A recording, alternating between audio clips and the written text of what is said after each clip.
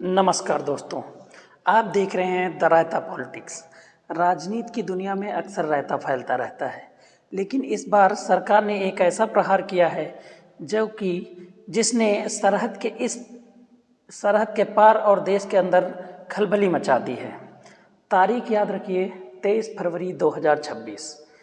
ये तारीख जिस दिन मिनिस्ट्री ऑफ होम अफेयर्स यानी कि भारत सरकार के गृह मंत्रालय ने एक पॉलिसी लॉन्च की है जिसका नाम रखा गया है प्रहार, PRAHAR। क्या यह सिर्फ एक कागजी रणनीति है या सिर्फ एक चुनावी प्रोपेगेंडा? क्योंकि 2026 में पश्चिम बंगाल और दक्षिण भारत के कई राज्यों सहित कई अन्य राज्यों में भी चुनाव हैं। अब जैसा कि जानते हैं, भारत में हर साल चुनाव होते रहते हैं, तो भारत के नेता जो है इधर से उधर जो है कितनी ही सारी बातें फेंकते रहते हैं। तो हो सकता है ऑपरेशन प्रहार या पॉलिसी प्रहार के जरिए राष्ट्रवाद के नाम पर वोट मांगा जाए। तो इसीलिए मिनिस्ट्री ऑफ होम अफेयर्स ने पॉलिसी लॉन्च की है जिसका नाम है प्रहार। इसके बारे में विस्तार से बात करते हैं।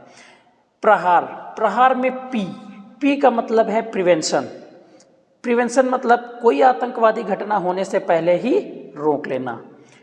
आर फॉर होता है रिस्पांस मतलब होता है त्वरित कार्रवाई।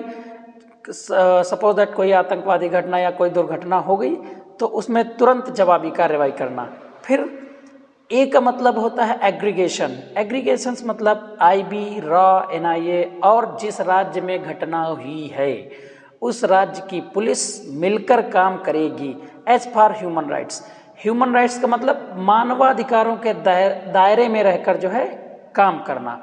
ए फॉर एटेन्यूएटिंग कंडीशंस मतलब कट्टरपंथी ताकतों को रोकना। दूसरा होता है अलाइनिंग इंटरनेशनल एफर्ट्स, इसका मतलब दूसरे देशों के साथ मिलकर काम करना। आर फॉर रिकवरी इसका मतलब होता है प्रभावित क्षेत्र का जल्द से जल्द नवीनीकरण किया जाए, उसको पुनः पुरानी स्थिति में लाया जाना। अब अच्छा, इसमें बुरा क्या है? ये तो इसके 7 स्तंभ हो गए जो भारत सरकार के गृह मंत्रालय ने तय किए हैं, लेकिन इसमें भी बहुत सारे पॉइंट्स हैं इसके अंदर डिटेल में। जैसे कि रायता कहाँ फैल सकता है? जैसे कि इसमें सरकार आपके फ़ोन में घुसेगी। फ़ोन में मीन्स आप व्हाट्सएप इस्तेमाल करते हैं, टेलीग्राम इस्तेमाल करते हैं, तो सरकार आपके मैसेजेस पे नज़र रखेगी, ऐसा इसमें प्रस्तावित किया गया है। तो ये बहुत बड़ी बात है रायता फैलने के लिए। दूसरा रेडिकलाइजेशन मीन्स क्या होगा? रेडिकलाइजेशन में होता है क्या है, जैसे इसमें एक शब्द आया है एटेन्यूएटिंग कंडीशंस मतलब ये हो जाएगा कि कट्टरपंथ को रोकना। कट्टरपंथ किस टाइप का कट्टरपंथ?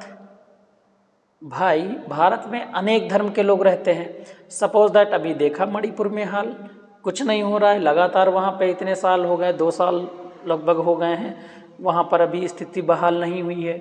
तो कट्टरपंथ की जड़ों को रोकना या उनको समझाना या बदलना, लेकिन ये कौन तय करेगा कि कट्टरपंथ किस धर्म के लोग कर रहे हैं?